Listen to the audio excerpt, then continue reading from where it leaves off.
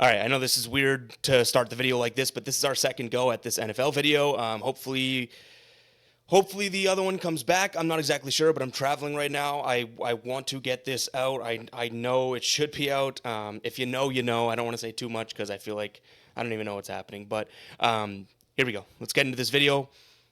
Second go at it. All right, YouTube, how you doing? Welcome back to the channel. NFL week number 11. We got the Sunday slate to dive into in today's video, with the exception of the Sunday Night Football game. That will be its own video posted here on the channel, but all of the other games we're going to dive into. I'm going to give you my prediction on the side. I'll give you my prediction on the total, talk about either plays, like player prop spots that we like within the game as well. But keep an eye on GuyBostonSports.com. That is where all of my final plays, so what I'm actually rolling with myself, will be for free, and I'll direct you over there in the pinned comments, so make sure to keep an eye on that. In terms of how we did last week, another profitable week in the NFL. We crushed Sunday and Thursday night. Monday night, we did give back a half unit, but overall, another positive week. We went 1-2 in Thursday Night Football this week, so not off to the hottest of starts, but hopefully we can get a little momentum from last video on Sunday over to this one and have yet another, like I said, profitable week in the NFL. Let's go ahead and dive into this one, guys. Hit that like button, hit that subscribe button. You guys ran up the likes in the comments on the last video, and that means the world to me with the new channel and whatnot, right? So hit that like button, hit that subscribe button if you're new, and make sure you guys are commenting. I'll say it in a lot of videos. There's so many people that are smarter and sharper than me that are commenting plays down below. Go check those out, show some love, get involved with the community in the comments down below. But let's jump into game number 1 here. We're looking at the Jets taking on the Colts. In this one, we're taking a peek at a Jets spot at -4. That is where I'm going to lean, and it's not necessarily based on everything that I'd want it to be based on and whatnot, but I don't necessarily think you can have the talent like the Jets have and continue to go lower or like this seems like it's rock bottom for me. Now, I will say they do have a banged up team. You have Adams, Reed, Mosley's still banged up, right? Even Rodgers is on the injury report, so we want to make sure that some of these guys, if not all of them, are playing before rolling with something like this. But I'm not impressed with this Indianapolis team, and I don't think 4 points is enough to send their way. So like I said, we're taking a peek there at the Jets. I don't love this spot all that much, but they've been a lot better, and it's crazy to say they're only 2-2 at home, but a lot better at home than on the road this year. They're 1-5 on the road, 2-2 at home, so maybe there's something to be said for that against a team like Indianapolis. That's, like I said, I'm not really buying into much about them, but they're 1-4 on the road this year. So quick one here. I lean towards the Jets minus the 4 points. That total is at 44. I don't think either one of these offenses is all that tremendous, but I do think the Jets can get to potentially like 21 points here. So I think I'm going to take a peek at a Jets team total over. I don't want to trust both teams. I think one of these teams is going to have a good game. One is not. I'm hoping and obviously thinking it's the Jets, but I'm going to lean Jets team total over. And then one player prop. I don't have a line out as of right now for his receptions, but I like it either way, even with his receiving yards. It's going to be Tyler Conklin over 22.5. Devontae Adams is banged up. I don't think he's practiced yet this week. Veteran, I'm not sure how much that's going to mean in terms of him playing, but if he doesn't play, I love Conklin's both yards and receptions, and this is a Colts team that allows plenty of production to the tight end position. This season, DVOA adjusted fantasy points versus position, mouthful, I know, but a 33% production uptick to the opposing tight end. I like Tyler Conklin here. He hasn't done too much in a little while, but this could be a decent spot for him. All right, next up, we're looking at Tennessee taking on the Vikings here. Tennessee has been in a little bit of a weird spot. Like, their only win in the last 3 weeks, or I guess 5 weeks, right, was that overtime win against the Patriots, but they've played Buffalo, Detroit, the Chargers defense in 3 of the last 4 games, right? So I guess it's a little bit tough to say that they've been sliding. Minnesota is in a spot where they got the win last week, did not look all that great. We had Sam Darnold in completions as well as their team total over, only Sam Darnold in completions cashed. In this spot, I don't think 5.5 points is enough to give the Titans. This is a legitimate Minnesota defense. Based on what they've done in the last 3 weeks here, 16.7, not even allowing 17 points per game, holding opponents to barely any passing yards. It's like 170, rushing yards 77. Like, this team will win games via defense. And I think that this is a good Titans defense. But if this is going to be a defensive game, there's a clear separation in terms of who is the better defense, and that's Minnesota to me. And the Titans offense, like, I don't really know what to make of that. I'm going to go with the Minnesota Vikings here, minus the 5.5 points. That total's at 39.5. I got burned with it last week, but I do think that there's a level of the Vikings being able to put up a number this week. So maybe Vikings team total over 20.5. Like, they've clearly been good to that line plenty this season. I think 7 of their last 10 games. Unfortunately, they scored 12 points last week, so it makes it a little tough. I don't necessarily love it. One thing I will say is I think Calvin Ridley gets involved here. If the Vikings are going to be up big and in controlling this game, Tennessee's going to have to throw the ball. And based on the mix of quarterbacks that they have playing right now, whether it's Rudolph, I don't care if it's Levitt or Rudolph or anything, right? Like, Levis is going to try and find the best wide receiver, Calvin Ridley. I would say Rudolph should try and find the best wide receiver, Calvin Ridley. So I think that he could get some uptick of targets. So I'm going to look at him in terms of player props as well. But yeah, give me the Vikings minus the points, team total over. And in fact, I probably would say team total over before the points because that's a lot of points to lay, but it is within 6, so we'll see. Keep an eye on the final plays for that. Give me the Vikings team total over, the Vikings, as well as maybe a potential look at Calvin Ridley here in this spot. All right, this next one I may be a little bit crazy on, but I don't think it warrants the psycho alarm or anything like that. We got Steelers taking on Baltimore. Baltimore 3-point favorites on the road here. Total sitting at 48.5, which is super high for a Steelers game. But when you think about it, Russell Wilson's been cooking. Now, I said I might be crazy for this one, and maybe I'm not. You guys let me know in the comments. But am I crazy to like the Steelers here, either outright or obviously having that field goal in your back pocket? Their offense would have been the concern, if you look back a month and said, hey, they're playing the Ravens, right? Like, that would have been the, what are they going to do? Their offense has been cooking now, albeit it's been against, the Raiders, the Commanders, Giants, and Jets, right? Like, yeah, maybe that's why, but Russell Wilson's played in 3 of those 4 games. He's looked okay. Like, they got into a game last week in which they kind of had to shoot out against Washington, and they ended up winning that game. So, to me, if you have 2 decent offenses in the last 3 weeks here, just to put it in perspective here, the last 3 weeks, Steelers 3rd in points per game at 30.3, Baltimore 2nd, 33.3. But when you flip to the defensive side of things, we know Baltimore's defense ain't all that great. So now you have 2, and I can't believe I'm saying it, comparable offenses in the way that they're playing. You throw in the fact that one of them has a stellar defense, and specifically a stellar defense against the run. Maybe I start to think, this could be a good upset spot for the Steelers at home. So I get why someone would be on the Ravens, because season long right now, they clearly have the most dynamic offense, the better offense, all that. But this team is in a decent spot right now in terms of how the Steelers have been playing, right? So I guess, yeah, give me the Steelers plus the points, that total at 48.5. I do think the defense has to shine here, right? So I'm going to lean towards either an under or maybe even a Baltimore team total under. Like, go do your job, Steelers defense, and we don't need to worry about them scoring points and whatnot. So maybe that's a hybrid way of approaching this game where we're just trusting the most trustworthy side of the ball for the defense, or for the Steelers, right? The defense. So maybe that's how we look. And then in terms of player props, I don't have much that I'm loving in this spot. I'm more or less looking at either Steelers plus the points, or like I said, maybe a sprinkle on the money line, the under, and then also, I think I just burped, battling through, the under or a Baltimore team total under, which all those might sound crazy, or a lot of you guys might be agreeing. I'm not exactly sure, because this is a very good Baltimore offense. All right, Saints, Browns. I'd be lying if I looked at you guys and said I had any sort of real interest in this one. I don't think we touch it. I would lean Saints because of that pick'em there. I think that they're a little bit better now with obviously Derek Carr back, but they still have offensive line issues and whatnot. I just think that this Browns team kind of stinks. We've seen the Saints put up 20-plus points in both weeks that Carr's been back, right? And we really haven't seen Cleveland, so didn't play last week, but they had Jameis start and looked really good against Baltimore. He beats them. Then he comes right back down to earth against the Chargers, and I don't necessarily see him like torching this Saints defense. Now, I don't think the Saints defense is all that great, but they're decent against the pass. So if they shut down, and when I say decent against the pass, I mean decent, like not great, you know what I mean? If they can shut down Jameis, then we just have Chubb to worry about behind an offensive line that hasn't been all that. Like, this is just still a Browns team in such disarray that I'll go with the Saints as well as the under. I wouldn't even be surprised if I could convince myself of either side being a team total under either. I don't think this is a great game, but you know what? That's just one man's opinion. I'm just calling it like I see it. Maybe some people down there have some good little sharp spots in this one. Not this guy.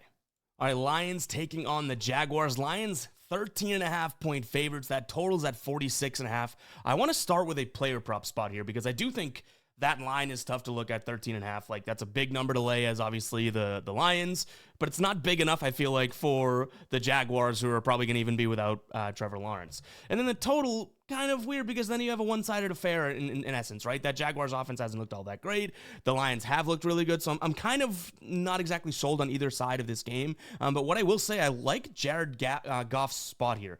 Now, I think a lot of people, and his line for completions is at 20.5 right now. He hasn't hit it in 3 straight games, so I can understand why someone might not like this. But this is very much why we looked at Sam Darnold a week ago with his completions. This, even as bad as the Jaguars get, this is a decent Jaguars run defense. I'm not going to say good, great, anything like that, but a decent one. Now, they haven't been as good as of late, but still, teams game planning for them know that the run game is going to be tough to come by. Now, can you make an argument that the Lions have such a dynamic running back duo that it's not going to matter? Sure, I'm not going to take that away, but I will say Jared Goff to go up there and complete 21 balls, like he could have these dump off screen passes and whatnot, even if they're up by 1 million, because they still want to chew clock and he's going to get some easy completions. Much, again, like Sam Darnold did last week. So Jared Goff over 20.5 completions is probably my main look in this one.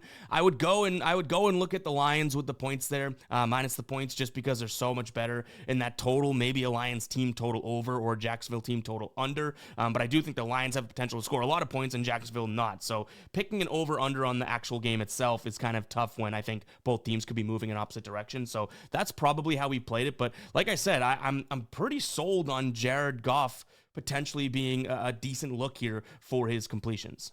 Hey, real quick, guys, if you've made it this far in the video, go ahead and comment 12. Really do appreciate all of the support here on the new channel, like I already mentioned. So let me know that you made it this far in the video by commenting 12. Truly, true appreciate it. Make sure you're subscribed as well. You might be watching this, subscribe to the old channel, thinking it's the same thing. No, this is a new channel, more Guy Boston Sports. Make sure you're subscribed and hit that like button as well. Let's get back to the rest of these games. All right, little rivalry action here. We got the Bears taking on the Packers. I don't know if we can justifiably call this a rivalry based on how the two teams are looking right now, but you have the 6-3 Packers heading to Chicago here, taking on the 4-5 Bears. Bears getting 5.5 points, which I don't think is enough, so spoiler alert, I'm looking at yet another favorite here, Packers minus the points. That total at 40.5, I don't necessarily think that this is a low-scoring game by any means. Like, even if Chicago snaps into playing some good offense like they had just a few weeks back, I don't think that this is the best of Green Bay defenses, and they're good against the pass. What if the run game starts to get going somehow? That would do so much for this Bears team, so I will lean over. Do I love it? Not so much. I do have a player prop that I love in this one, though, Josh Jacobs to record a touchdown. So far on the season, the Bears have allowed the second fewest touchdowns to opposing players. You filter it to running backs, they've allowed the 16th most, so right in the middle of the pack there, but that's a huge jump from the second fewest to 16th in terms of middle of the pack of the NFL. I do like this spot, especially if Green Bay does kind of get up in a decent lead and whatnot, and then starts to have to run the ball. Like, they'll give the ball and the rock to, I would assume, Josh Jacobs there on the goal line there. And overall, like, obviously he's going to get the goal line carries. This is a pretty damn efficient red zone team in the Bears, so I don't think that they're going to be slinging around with Love and whatnot. Like, they'll probably keep it on the ground in the red zone, which I like even more. I mean, that might not make the most sense to you in a sense with, the idea of, well, they're really good, efficient defense in the red zone. Correct. But that makes me think that the Packers will be more safe, meaning we might even see more red zone carries for Josh Jacobs. Hopefully that makes sense. In terms of how we've seen them in the last couple games, in terms of teams that they've played, right? Ramondre Stevenson looked pretty good. He didn't score a touchdown, I will say that, but he did rush for 20 attempts, 74 yards. Gibson had 26. Even Drake May ran for 24 yards. In terms of how Arizona did, we did see a running back touchdown. I want to say it was, who did score a touchdown? They had a couple rushing touchdowns against them. James Conner went off. So the dam's about to break for the Chicago team, and I think Josh Jacobs is probably the perfect guy to make that happen in all honesty. So that's probably a look for me in this one. All right, next up, we have Miami taking on the Raiders. I like the over in this one to begin with. I've already seen some 43.5s out there, so I think that that's going to be my main look. We've seen the Raiders at least score 20-plus points in 2 of their last 2 games. And Miami, hopefully their offense is kicking back into gear. They've gone 27, 27, and 23 with Tua, right? So I do think that there's an opportunity here for an over, because neither one of these defenses is anything that makes me shake in my boots. But what I will say, and I'll sound the psycho alert alarm, I think outside of 7 points here, a touchdown and an extra point, maybe a little bit too much. Like, let's not act like, and I give the Dolphins credit for beating the Rams. I was on the Rams, so obviously that stinks. But let's not act like the Rams played a really good game and the Dolphins beat a Rams team that was on a streak, right? The Rams were messy. The Dolphins played a messy game, multiple turnovers, fumbles, all that.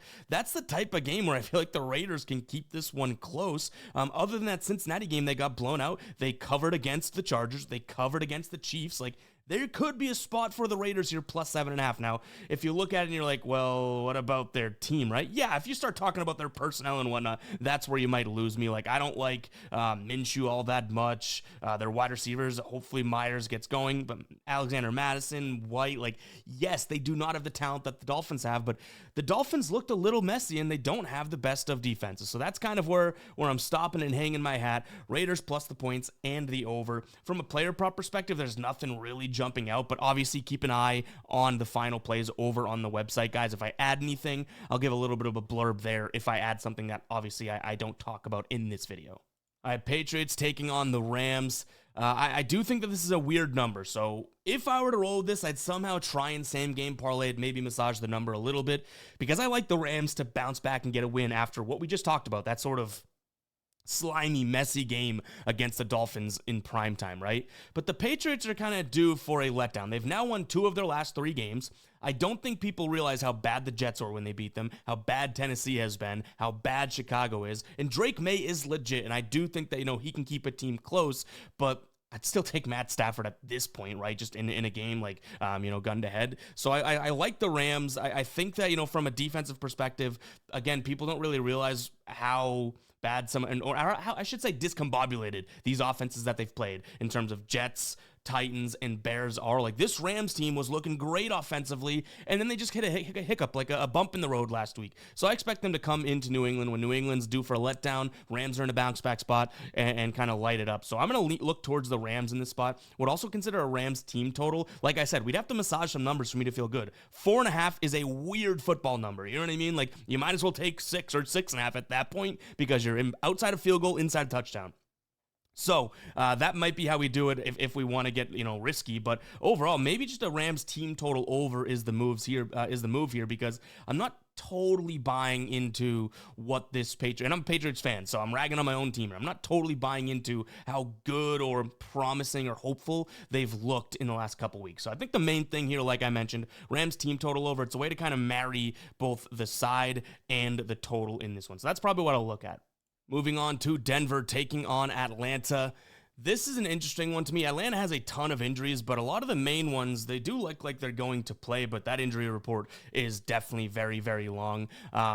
I think that Atlanta could or maybe should be favored in this one. This seems like an overreaction to a couple things, and I've actually seen some 2.5s out there. If it's 2.5, I don't mind Atlanta moneyline or +3, buying a half point. But what I'll say about this is I do think there's a little bit of an overreaction, not the most. Like, I think that this could just be a flip spread. I'm not saying Atlanta should be like -5 or anything like that, right?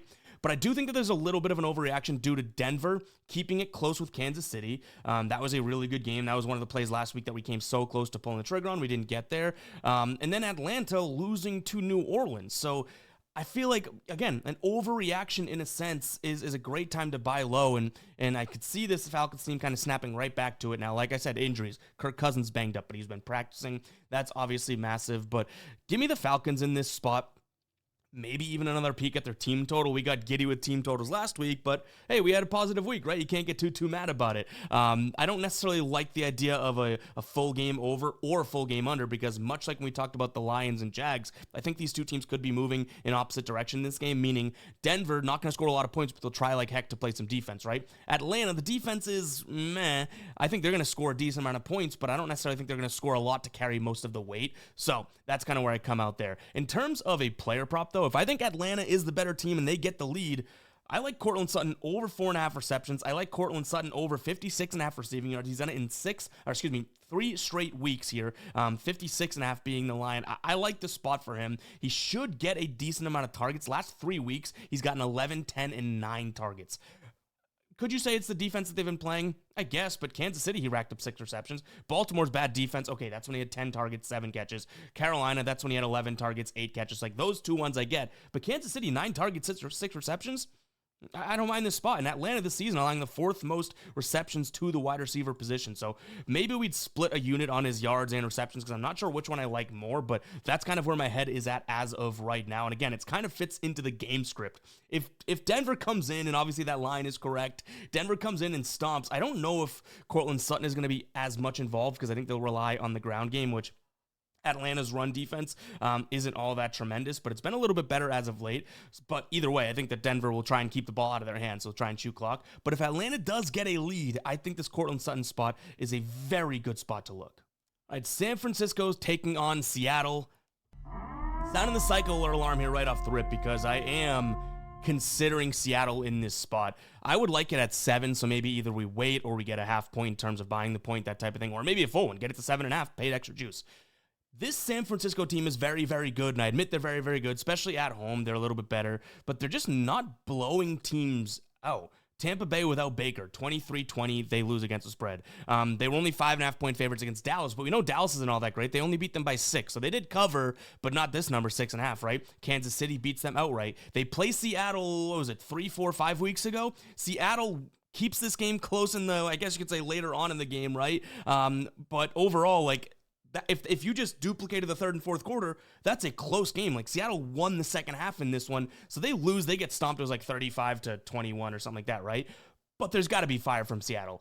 They were at home there. This was a crappy one. But again, the last 2 quarters of football that these two teams played against one another were super, super close. And if we have that amount of points in our back pocket, I sounded the cycle alert alarm. I get it if you think I'm crazy, but that's the direction I am going to lean in here. And I think that that's going to, result in an over.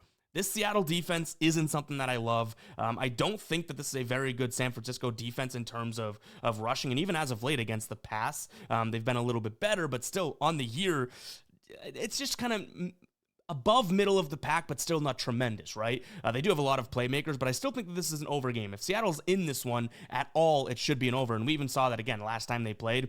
At halftime, this was a 16-3 game. You're probably thinking, yikes, that's under, right? Well, there was 41 points scored in the second half total. So it's like, if Seattle is in there and going back and forth, these are two teams that should be able to score on one another. Hopefully Seattle keeps it close enough to let us double dip and get that spread as well. Buffalo taking on Kansas City. This is going to be a phenomenal game, and I'm glad we have it here on today's video. Buffalo right now, 2.5-point favorites. That total is at 46. I think this is going to be a very, very close game that defense eventually decides. And both these teams have good defenses. So first and foremost, I don't mind the idea of an under. I think a lot of people might like the over because they have the firework names, and obviously both teams looking very good. Kansas City 9-0, Buffalo 8-2, Kansas City 4-0 on the road, Buffalo 4-0 at home. Like, this has the making to be a very, very, very good football game. I am going to look at the favorite here. At some point, Kansas City is going to lose a game just based on how they're winning. Some of them, they're squeaking out. They've gotten bailed out by calls. At some point, they lose a game. And this, you can argue, and probably not even an argument, right, is just the toughest spot they've had to go through this entire year. Now, in Buffalo, in a game that matters, whereas you're not catching Buffalo at a good time. Like, Buffalo scored 30-plus points in 4 straight games. The offense is cooking. So I'm going to lean Buffalo here minus the 2 points and the under in this spot. Maybe a Kansas City team total under as well. That way we don't have to, only put our eggs in Buffalo's basket. I just want to trust that defense does show up in a sense. And for Buffalo, you're talking about a top 10 defense in terms of DVOA and from a points per game perspective. But same thing on the other side for the Chiefs. So that's why I might just roll with the under overall. But this is going to be such a good game to watch. Having an under is going to be like nails on an absolute chalkboard. There are some injuries to note now. Some guys are limited in practice. Some guys are full participants. Here we have DeAndre Hopkins, full participant. He is on the injury report, though. I don't think Butker's playing. Pacheco actually limited in practice. I don't know if he's going to play or not. Kareem Hunt, full participant. Patrick Mahomes and Josh Allen both on the injury report, but both have been playing. You might be getting back Juju Smith-Schuster. Now on the Buffalo side of things, I already talked about Josh Allen, but you do have Amari Cooper. He is a limited participant. Dalton Kincaid is out. Milano still out, which is an absolute huge... The fact that the Bills have been so good even without him is just such a telling thing that this is a very good team. But you have Coleman, you have Hollins, like a lot of guys that catch the ball here look like they're going to be out. I'm not sure Curtis Samuel, but even think about how much time we just spent reading names that actually you recognize. You know what I mean? Like, a lot of guys are on the injury report now. That being said, we're in week 11 of the NFL. A lot of these guys, it's just important to monitor their practice status, which I said for a lot of those guys, they were playing at least a limited or full participant. But overall, keep an eye on those injuries. If one of those guys out, obviously the line might move and whatnot, but give me the Bills here minus the points as well as that total going under. In terms of what I'd like now, I want to look at, I guess, potentially Dawson Knox for the Bills. I don't think we're going to get great value just because everybody and their grandmother knows that Dalton Kincaid is out, but I like his over 2.5 receptions without Kincaid in his last, in his last game, I think it was. He had 3 catches on, I believe, 6 targets. 6 targets is a lot. 3 catches, he only hits us over by a half a catch, right?